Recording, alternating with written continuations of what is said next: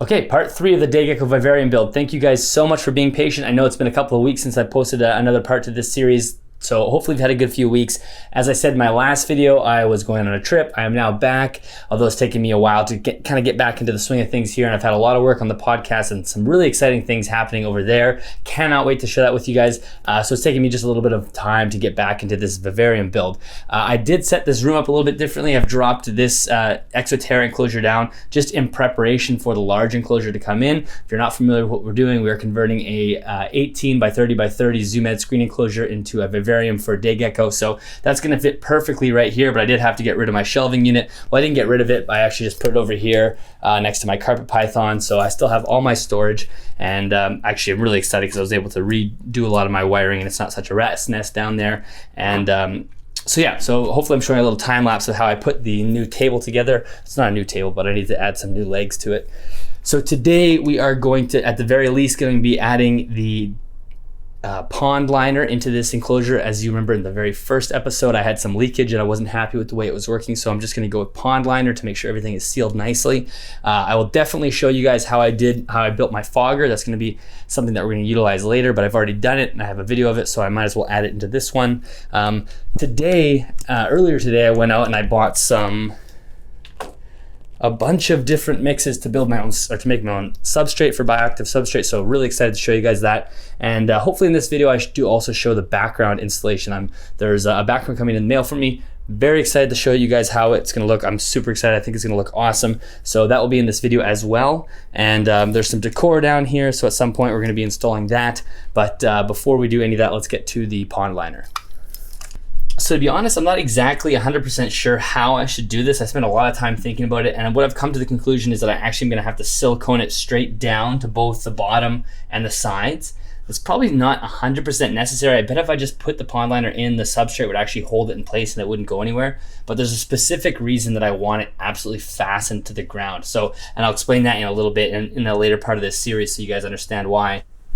Okay, so it's a couple days later and the bottom is completely cured. This is perfect. It's not going to go anywhere. It's definitely nice and secure. So now I have the sides. So the sides are a little bit awkward and I wasn't 100% sure what I was going to do with them. And because of the shape, obviously it's not a perfect fit. I have these extra folds, almost like when you wrap a present. So I was going to silicone it, but then I thought, one, that's going to be incredibly messy to do. It's going to be very difficult to seal off the edges. Because I don't want anything to get behind here. I don't want any water or moisture to get behind, because as soon as that happens, it's going to get contact with the bottom, which is wood, and then it'll start to rot. And as well, with these folds, things can get behind here. I'm not worried about the animals getting, obviously the day gecko getting behind here, but cleanup crew, bugs, bacteria, soil, anything can get back here and create an anaerobic zone. I don't want that. So this needs to be sealed off as well. And I thought silicone would be a legitimate nightmare. So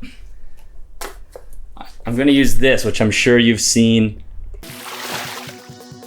on TV before. This is that crazy infomercial where the guy sort of repairs a boat with this tape. I have 2 rolls of this. It's like $15 and you only get this. So, and I haven't used any of this. This is a fresh roll. So it seems like it might be a little bit of a waste, but if you can fix a boat, then I'm not too worried about it. I think it should hold really well. It does seem very sticky. So I'm gonna just kind of go around the perimeter and then I'm gonna seal off these sides. Again, this is all gonna be inside the ground, in the soil, in the substrate layer, but I do need to seal it off. So let's see if this tape is as good as they say it is. All right, I didn't do a great job of filming that because that stuff is insanely sticky. So like I was kind of found myself in front of the camera. I didn't want to reset anything because my hands had the tape on it. And if it gets stuck on anything you don't want it to get stuck to, you will not get it off. So, but I do think it's gonna work pretty well. Let's see if I can, it's gonna be hard to see because everything's black. So you can see the tape here. It's got just sort of a nice rubber feel to it. Now, fortunately on the sides and the back wall, the background is going to cover and it's going to come right to the edge of the tape. So you're not going to be able to see any of this stuff. And this stuff's actually it should never be in contact with water anyway. But I just wanted to make sure everything is sealed so you can get a good shot of the whole base there. So I should have no leakage issues this time. And I did kind of run a couple of thinner strips just over top those folds just to make sure nothing can get up in behind there. But this is marine quality tape, so it should handle the moisture content without any problems. And again, any of these kind of weird edges where it looks like there's gaps, that's all going to be covered under one background. The background is going to run from one edge all the way to the other. It's just going to be a thin background, so it should have no issues there.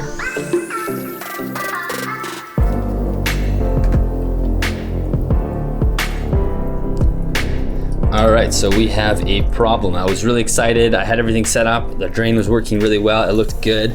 So I decided to really do sort of an extreme test by filling this above the top of the bulkhead there, just to make sure that seal is completely good. And the first time I did it, I did get a little leak at the bottom of the bulkhead here, which wasn't really a problem. So I kind of cleaned everything up and dried it off and then retightened it.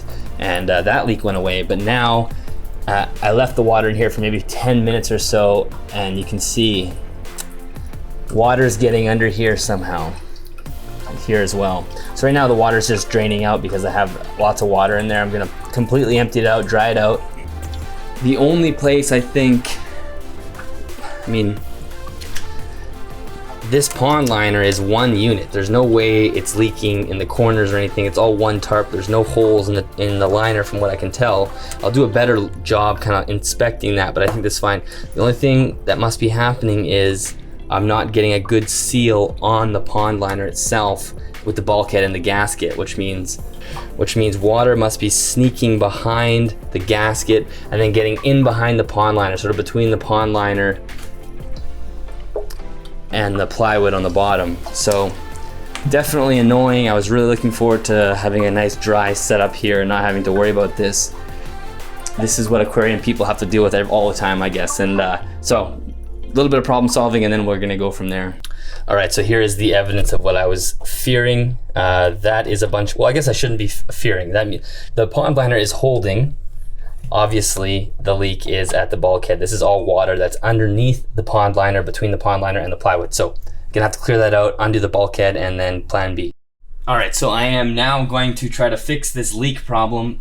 Let everything dry out over a couple days, so now I'm gonna try to attack it again. So I came up with sort of two ideas. One would be to cut away the pond liner. That way the bulkhead can sit directly on the glass that's behind the pond liner, and then I'll have to silicone the pond liner down to the glass behind to make that seal. That was an okay idea, but the thing I didn't like about it is if anything happens to that silicone, if something moves it or it gets, you know, a stick, driving a stick in or planting a plant and it pushes against the silicone, cracks the seal, I'm gonna have a much more major problem because I'll have it'll be a full vivarium at that point. So I think what I'm gonna do is I'm gonna go ahead and do that, but then I'm gonna also put a pane of glass over top. I'm gonna cut this glass, so it's just a small patch. So it'll be almost 2 layers of glass here, silicone the two pieces of glass together like that, and I'll have cut away some of the pond liner. Pond liner will be tucked underneath the glass pane, and then I'll silicone and seal it up. It's a little bit crazy. I think I'm really hoping that this is gonna work. So I'm gonna cut this glass, we'll silicone it in, and then I'm gonna try and do a water test without drilling the hole. So it'll be just the pane of glass, and this thing should hold water, no problem. And then I'll drill another hole through this pane, and then put the bulkhead in, and we'll have our fingers crossed that we don't have any more leaks. If this leaks, I have no idea what I'm gonna do. So let's get to cutting the glass. Okay, so we're gonna cut this pane of glass. So I have this very cheap, this from Home Depot. I think it's like literally $5, just a glass cutter, and then just a tiny little bit of mineral oil. That's to lubricate the cutter. I've cut glass before on the channel. I always wear gloves, and I also wear sleeves because this is what happened to me before. I don't know if you can see that mark on my wrist. That was from cutting acrylic. Thankfully, it was just acrylic, but when the acrylic snapped, my wrist slipped against the edge and it cut me. It wasn't really bad, but it's left kind of a nasty scar. So because of that, I always wear some kind of heavy sleeve.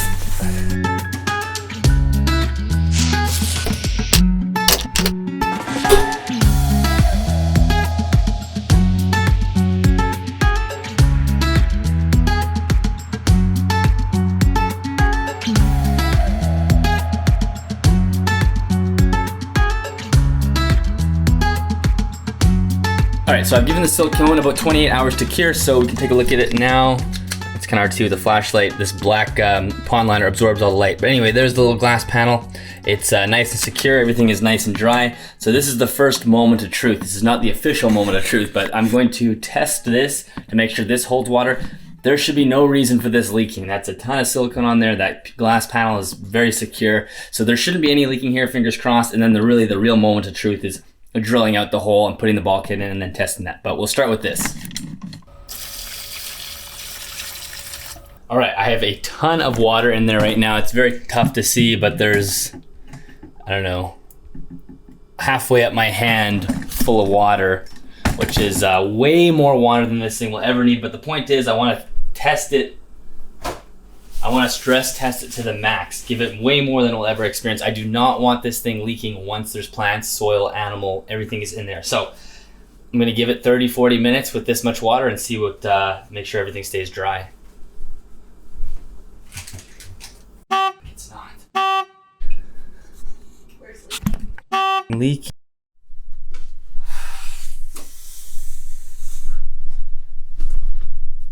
You guys will never guess what happened. It leaked again. I was incredibly mad and still am very, very mad. That's why I didn't film it when it happened. I was extremely mad. It leaked in the exact same way it's been leaking every time I do a water test. Clearly it's not the bulkhead. I don't think it's the new pane of glass that I put in. There must be some kind of small pinhole in the pond liner somewhere that's causing it to leak. It's the only thing I can think of. The leak presented in the exact same way. Water is getting behind the pond liner. Don't know what's going on. At this point, I think this is enough signs for me to tell me to scrap the pond liner entirely. I just don't think it's a good idea. I really wanted it to work, but I'm just running this. This is a problem that I can't really solve. Even it's very difficult to find where it's leaking, and even if I do find it, there could be more than one leak, and it could take me forever to solve the problem. And then there's an issue of maybe this pond liner is super cheap and it could potentially rip down the road when I have it fully set up. So I really want to avoid that. So I think what I'm going to painfully do is remove the pond liner, as difficult that's going to be, cut it out, and then I'm going to be left with the sort of the sides that are glass as well as the bottom, which is plywood, and I'm going to lay a pane of glass on top of the plywood and kind of do an aquarium type thing and hope that will work. But that's a job for tomorrow. All right, so it's the next day, so I've had some time to kind of think about it. I'm still tossing a bunch of ideas in my head. I keep telling you guys I'm going to show you how I made the fogger. So I'm gonna let that footage roll right now, and in the meantime, I'm gonna do some brainstorming, and hopefully by the time I get done the fogger, I'll have an idea of how I'm gonna fix this. So this is a completely impromptu video. I was not planning on filming this, but as I started to put stuff together, I thought maybe I will show you guys, because I think it might be interesting. So if you listen to my latest podcast, or podcast episode number 24, where I talked to John Courtney Smith from Custom Reptile, it really motivated me to do a better job with my care. And one of the things I want to do is add a fogger for my day gecko. After doing that podcast, after having that conversation with John, I was really motivated to continue advancing my care. So I started with my day gecko, and partly what I think I've been struggling with this particular gecko is the dryness and the humidity, and it's something that typically I was okay with, but just this year has been so dry. The winter was dry and now the summer is dry. We haven't gotten any rain, so I really want to do a better job with the humidity, and I want to add a fogger. And I know foggers are one of those things that some people think are a terrible idea. They can make your animal sick with respiratory infections and whatnot. There is an absolutely bad way to use a fogger, and there's a positive way to use a fogger, and some species shouldn't be using foggers. So I recommend listening to episode the Chameleon Breeder podcast with Bill Strand. I think it's I forget what episode, I think episode 101 or something like that, specifically discussing foggers and ventilation. I'll put that information in the description so you guys can go find that. I highly recommend going to listen to that episode, because after listening to that, that's really what motivated me to add fog into this enclosure, because we're dealing with the chameleons from Madagascar are very similar to the day gecko in terms of their habitat. So it really made me understand how to properly use a fogger. So that is a great idea for you guys if you're interested in using a fogger. So I'll put that description in, put that link in the description box so you can have a listen to that. I highly recommend listening to that before you add a fogger. But anyway, so we're gonna get down to converting this cool mist humidifier, which is essentially what any reptile fogger is.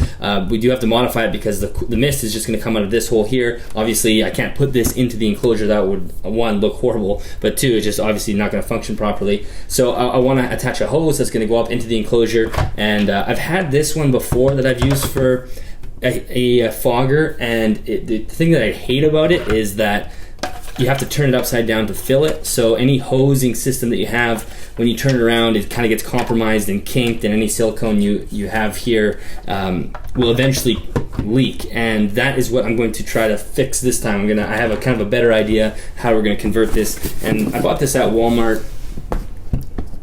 I think it was like $40 Canadian, so that's probably $25 American or something like that. And so I think it's going to work fine. I really like this one for a couple reasons, because it has this dial. You can set how much mist you want to come out of it, and you can leave it where it is. So I can leave it at a certain setting and I can put it on a timer. So it comes on and off, it will always be at the setting. Some humidifiers just have a button that you press, and when the power turns off for the humidifier, you have to press the button again for the humidifier to come back on. That's not what you want, because you want it to be slightly automated. So if you are looking for a humidifier, you definitely want one where there's a setting that you can leave on rather than a button that presses in and out. Maybe I'll fill this with water and I'll show you guys how this works. It's pretty cool.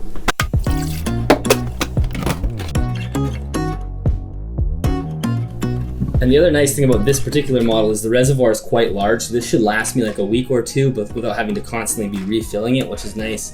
And again, definitely go listen to that episode of Bill Strand's podcast, Chameleon Breeder, to fully understand how you can safely use a fogger without creating any stagnant air. So you can see, obviously, you know, the mist comes out this hole. So what I'm going to do is I bought a roll of just 1/2-inch tubing, just rubber tubing, and I got the black or brown stuff just because I think it will match a little better. I'm just going to feed this into this hole. And now I'm going to actually snip this. Now you're going to see why in a second.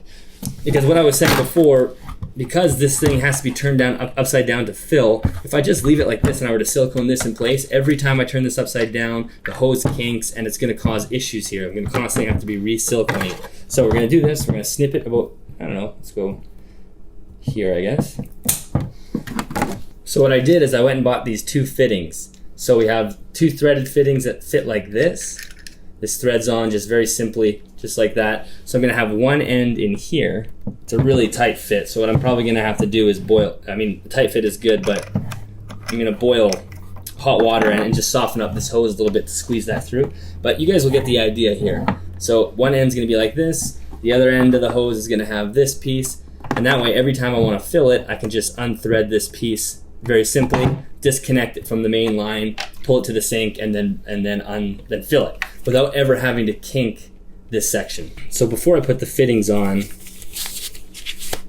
I'm just gonna silicone around here so we don't have any mist leaking out around the hose. We don't want that, or else it's just gonna be humidifying the room, which I don't want. Just got a little bit of brown silicone left over from another project. I'm just gonna fill this area. I'm not sure I can make this look pretty, but I want enough silicone to make sure we're not leaking. So the silicone still has a little ways to go. It's still pretty soft, so I don't want to mess around with it too much, but we can definitely test it out here.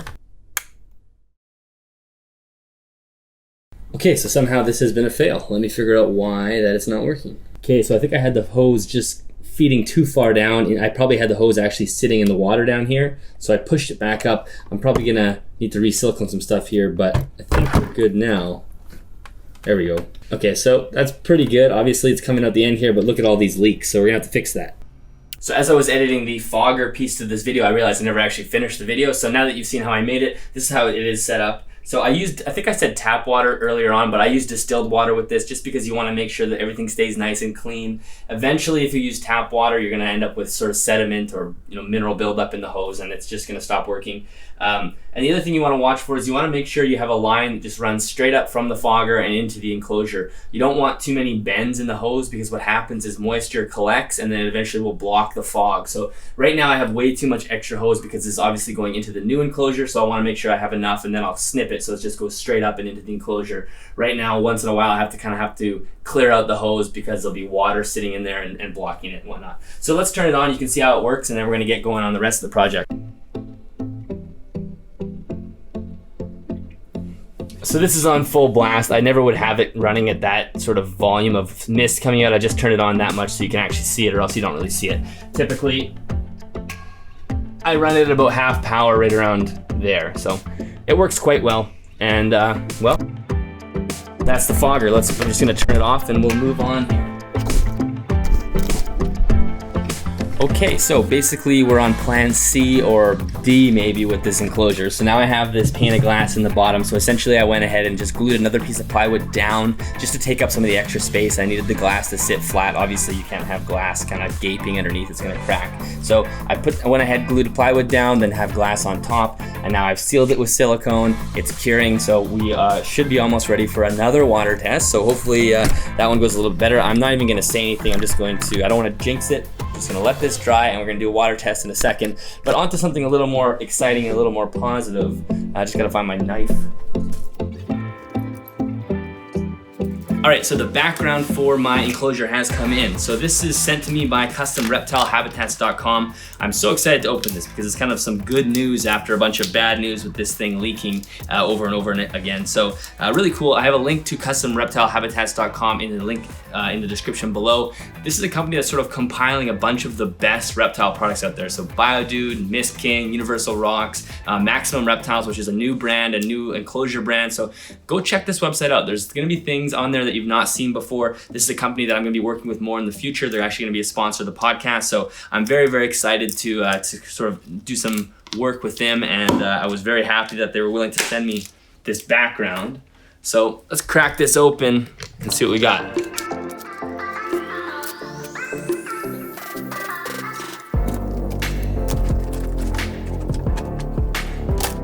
So before I get onto the water test as well as installing the background, I'm taking a little quick break and having a peanut butter rice cake snack, the best snack ever. That's not actually why I stopped the video here. I need to remind you guys, this is not a tutorial video. Please don't copy these steps step by step. This is clearly not the way to do this. I really wanted an enclosure that had screen top and front opening doors, and that's why I use this Zilla cage. It's a great product. I am stretching it well beyond its capabilities here. So this is I'm just showing you what I've done. I definitely don't recommend it. It would, like, if you want to do something similar, I would recommend you want to buy something new that is along the lines of what you're looking for. It would, for one, save you money and time. This has cost me just as much as it would have if I bought a new enclosure. And two, my cortisol levels will be at an appropriate level, and clearly they are skyrocketing at this point. So I just wanted to remind you guys that this is not a tutorial. Hopefully you're enjoying the build, but again, don't do this. I don't recommend it. All right, so as I wait for the silicone to cure in the basin, I'm gonna do the water test tomorrow at some point. I wanna give that silicone a little more time to dry. Let's get the background in. So the great thing about this background is it's very thin. It's just sort of a rubber mat, has a very nice kind of rocky texture to it. It's not gonna take up any space in the enclosure, and I can just silicone it in place. One of the really cool things that the rep I was talking to from Custom Reptile Habitats was telling me, one of the things you can do is just leave some extra space in the corner by rounding it off. And then I can actually drill holes and put plant pots in there and sort of have plants growing out of the walls. And I think that's a great idea. The only thing is I'm not gonna do it because I've just had so many issues with this thing leaking down there. I don't want any chance of water getting behind this. I really do want this to act as another layer of sealant for me because I've had so much issues. So the plan initially was to get those little pots, but I think at this point I don't wanna risk it. I'm just gonna do it. So in the future, maybe that's something I could do with a different project. So I'm gonna dry fit this because they gave me some extra length here. This biology textbook always comes in handy for weighing things down.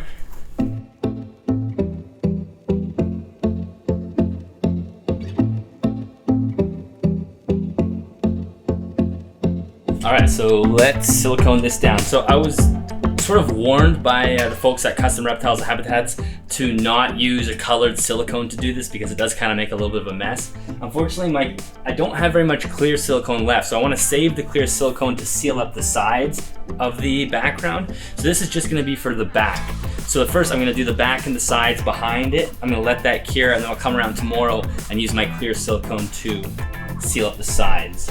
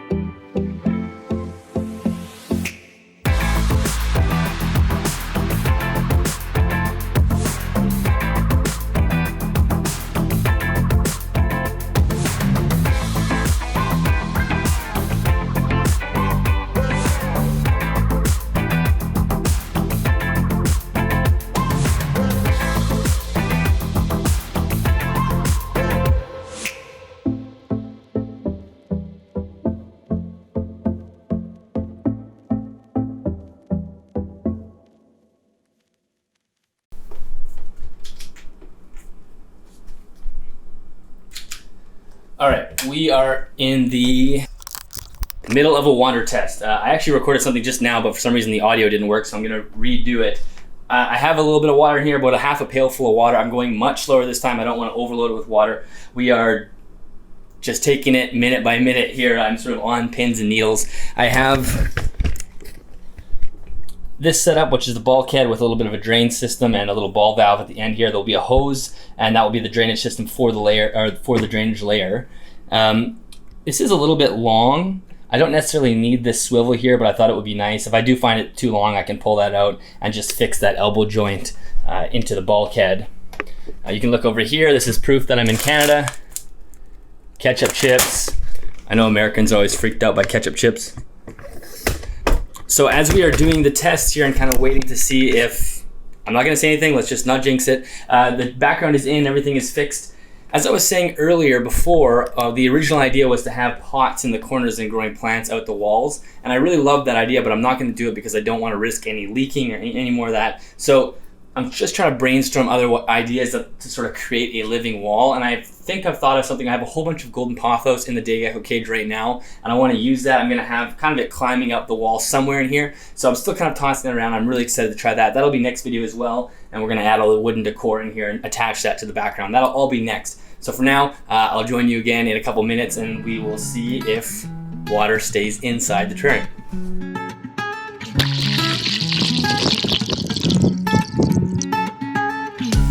So that was the longest hour of my life. I have literally about 3 inches of water in here. So this is way more water than will ever be inside. But I did want to make sure I was filled up past the top of the bulkhead seal.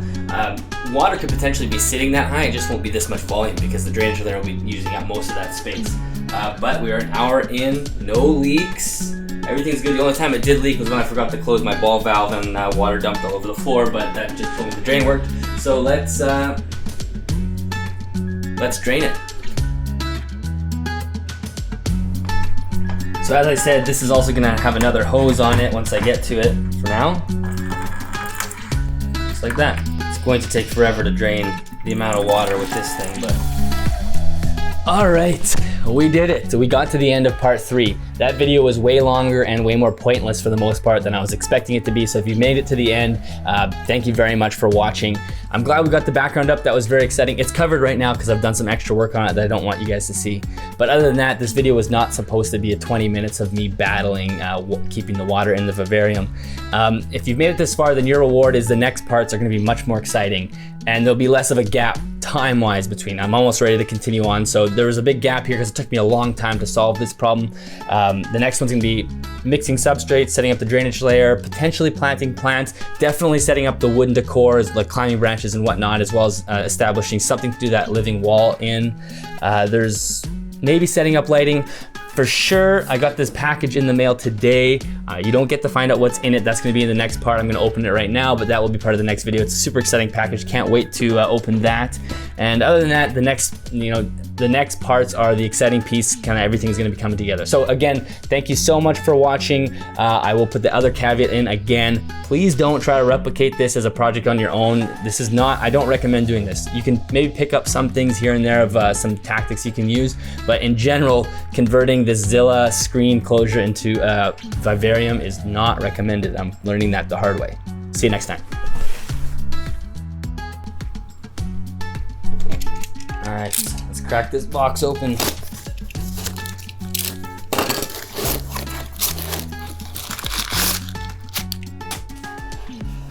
Oh, here we go. All right, here is one item in the box.